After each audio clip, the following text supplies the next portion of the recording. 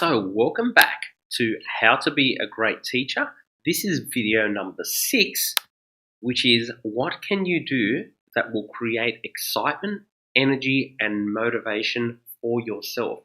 What project can you take on? What activities can you do that are effectively meeting your needs and that are pushing you out of your comfort zone by pushing through these universal fears that we spoke about earlier?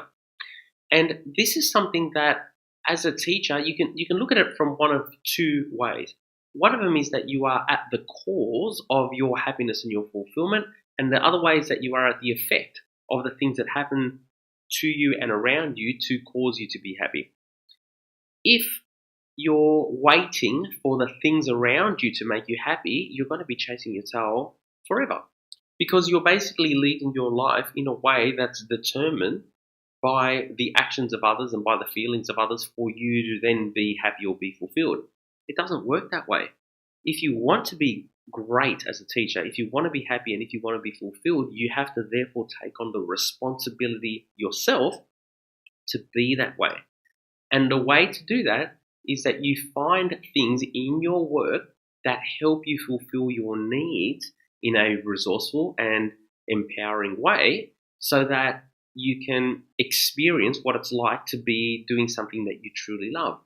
When you do that as a daily activity, guess what? You become the person that everyone else looks at and goes, wow, why is it that you're happy? Why is it that you're always smiling? Why is it that your world rocks all the time?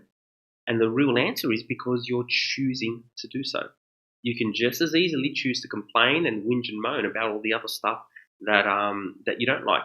You can just as easily choose to tune into all the negative stuff that happens, or you can choose to take a positive approach and look at all the wonderful things that are surrounding you all the time. So, taking on a project, an activity, an idea doesn't have to be a project. It can be anything that is specifically aimed at helping you fulfill your needs is going to have a really fantastic flow-on effect. First of all, you're going to be meeting your needs resourcefully. You're going to be doing something that gets you excited. You all know the feeling of waking up in the morning when you've got something that is just fantastic happening that day.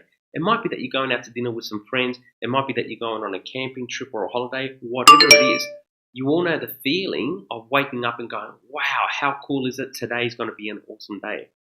Well, what if you had that feeling all the time because you've always got something going on in the background? You've always got something that makes you want to get out of bed. If you have that, it means that you're meeting your needs resourcefully. If you look around at the teachers that are grumpy and that are upset and that, the world sucks for them, the likelihood is that they haven't got anything that really exciting that wakes them up that morning. In fact, they're probably focusing on all the negative things that are happening. And you contrast that to the teachers that have got all the fantastic stuff that's happening to them, the likelihood is that they're involved in things that give them excitement, that fill their needs. It gives them the need of certainty, uncertainty. See, all of them. They're all there and present through whatever project or activity or idea it is that they're pursuing. Now, if it's something that's going to challenge you, the likelihood is that it's going to push you outside your comfort zone, and we spoke about that. It's likely that at some point you're going to have some sort of resistance because you're going to feel one of the fears that we spoke about. And when you push through that, it's going to challenge you to learn to take some more risks. In the classroom, we want our students to see us taking risks and doing things and trying things and getting them wrong and stuffing it up and scraping your knees, however you want to say it.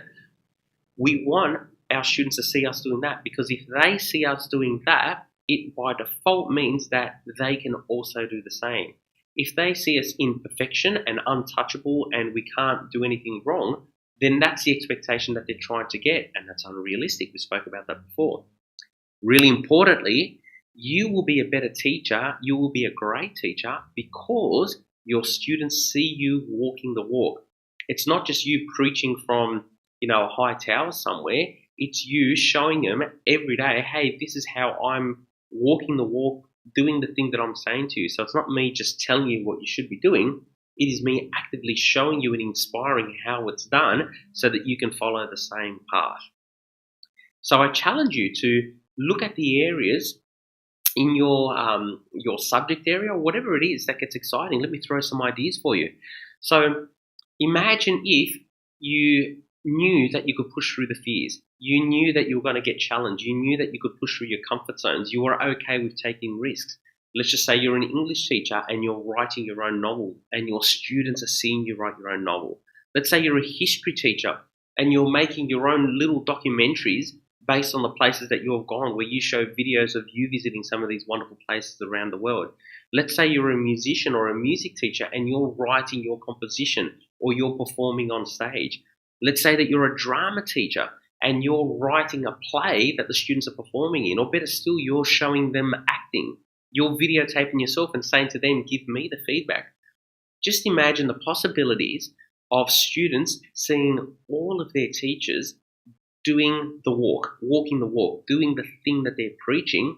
That's surely going to have some fantastic advantages. Now, the interesting thing is that the great teachers, that's exactly what they do.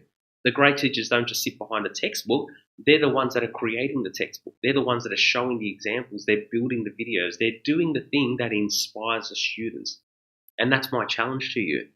Find things that light you up, that fill your needs, and do them as your work. And you'll see that your students will be so engaged that all of the other areas that you might have found challenging in the past with your students, all of a sudden they're right on board because they want to see you succeed as much as you want to succeed. And better still, it shows them the model of what to do and how to get there.